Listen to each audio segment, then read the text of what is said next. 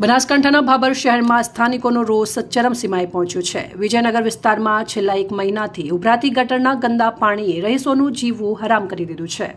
અનેક રજૂઆતો કરવા છતાં પરિણામ શૂન્ય રહેતા હવે રહીશોએ આરપારની લડાઈના મંડાણ કર્યા છે।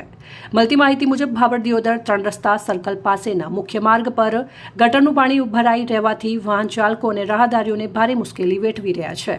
બીજી બાજુ દુર્ગંધ અને મચ્છરોના ત્રાસથી રોગચાળો ફેલાવાની ભીતિ સેવાઈ રહી છે। ત્યારે સ્થાનિકોનો આક્ષેપ છે કે નગરપાલિકામાં વારંવાર રજૂઆત કરવા છતાં તંત્ર કુંભકર્ણની નિંદ્રામાં પોડેલું છે। આ સમસ્યાથી કંટાળીને વિજયનગરના રહીશોએ વિસ્તારમાં બેનરો લગાવી દીધા છે। લોકોનું કહેવું છે કે ચૂંટણીમાં મત લેવા આવતા નેતાઓ જીત્યા પછી મોઢું દેખાડતા નથી। આથી જ આ વખતે સ્થાનિકોએ નક્કી કર્યું છે કે જો આ સમસ્યાનો ઉકેલ નહીં આવે તો નગરપાલિકાની ચૂંટણીનો સંપૂર્ણ બહિષ્કાર કરવામાં આવશે। એટલું જ નહીં, કોઈપણ પક્ષના ઉમેદવારને પ્રચાર માટે વિસ્તારમાં પ્રવેશ દેવામાં આવશે નહીં તેવી ચીમકી પણ ઉચ્ચારવામાં આવી છે।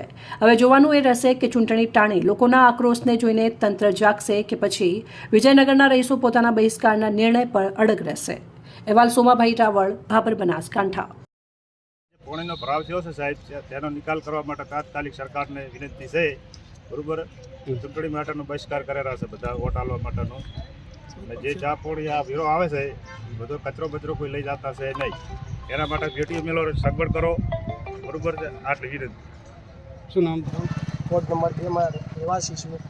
તેમાં ગટર લાઇનની નિકાલ કોઈ લાવતા નથી સરકાર, જેથી કરીને ચૂંટણીનો બહિષ્કાર કરવામાં આવે છે।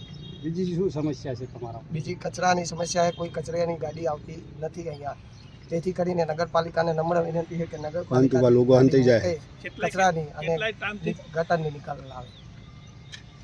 બરાબર, આ વખતે અમે વોટનો બહિષ્કાર કરવાના છે, વોટિંગ જ નહીં કરવાનું, બિલકુલ બંધ જ કરી દેવાનું છે, બરાબર।